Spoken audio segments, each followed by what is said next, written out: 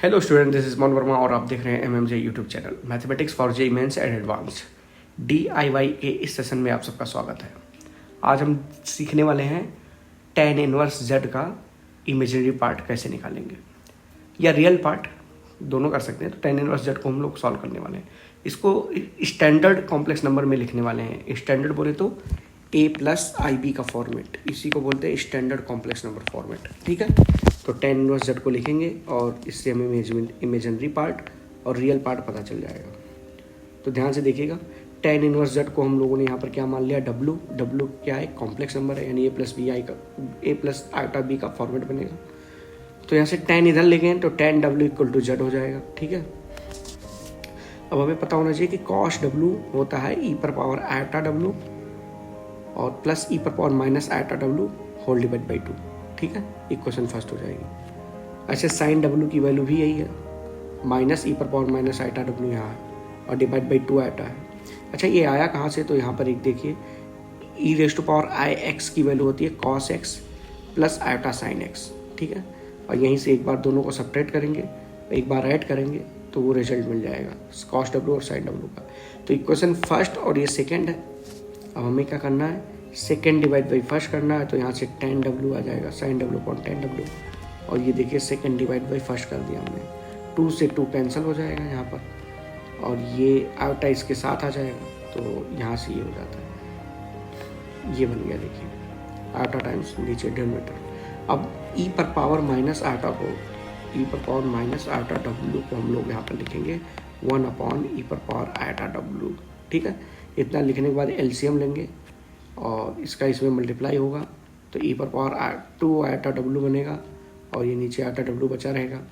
ऐसे यहाँ भी देखिए सिंप्लीफाई करके आएगा, ये दोनों कैंसिल हो जाएंगे आपस में, तो आपके पास आ जाता है नीचे डिनोमिनेटर में ये वाला पार्ट।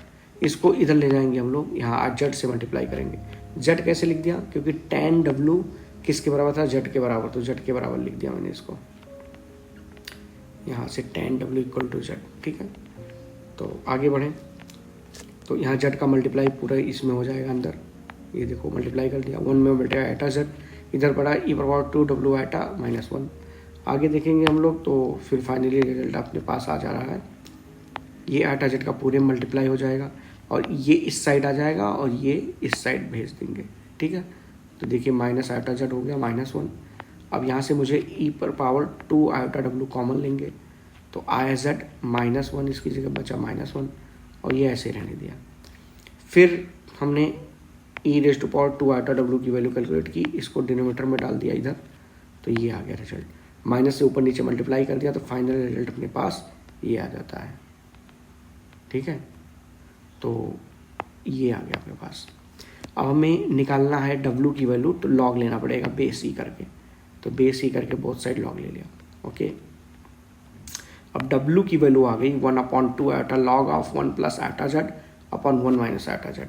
अब इसको आप मेमोराइज भी कर सकते हैं कि tan इनवर्स z की वैल्यू जो आ रही है वो ये आ रही है, w ही tan इनवर्स z था, ये वैल्यू आ गई, यानी 1/2 आइटा। अच्छा, tan इनवर्स z की वैल्यू आ गई है 1/2 आइटा log ऑफ, देखिएगा ये log है 1 + i⁻z 1 - i⁻z। तो log भी सॉल्व करना आना चाहिए कॉम्प्लेक्स नंबर का, तो उसको भी सॉल्व करते हैं। तो किसी भी कॉम्प्लेक्स नंबर को लिख सकते हैं mod z e⁻i⁻θ, यानी इसका आर्गूमेंट 2 के पाई जोड़ देते हैं हम लोग, जनरल आर्गूमेंट लिख देते हैं। तो ऐसा लिख सकते हैं किसी भी कॉम्प्लेक्स नंबर को, यानी उसका मॉड उस कॉम्प्लेक्स नंबर का e⁻i⁻θ। तो ये 1 + i⁻z इसका लॉग निकालेंगे तो इसी का मॉड ले लिया यहाँ पर, और e⁻α मान लिया इसका आर्गूमेंट, तो 2 के पाई लिख दिया इसमें, तो ये लिख दिया। उसके बाद log m + log n है, तो log m + log n आ गया, ये इसका मल्टीप्लाई ये हो गया। ई बेस ई सेम है तो सामने आ जाएगा पावर, तो ये आ जाएगा, आइटा टाइम्स आएगा और ये 2 आइटा से डिवाइड करेंगे तो आपके पास आइटा खत्म, आइटा यहाँ से बचेगा। माइनस का मल्टीप्लाई करेंगे आइटा का तो नीचे से आइटा खत्म हो गया, तो ये पार्ट आ गया। ठीक है, तो यहाँ से आपके पास फाइनल ये रिजल्ट आ जाता है।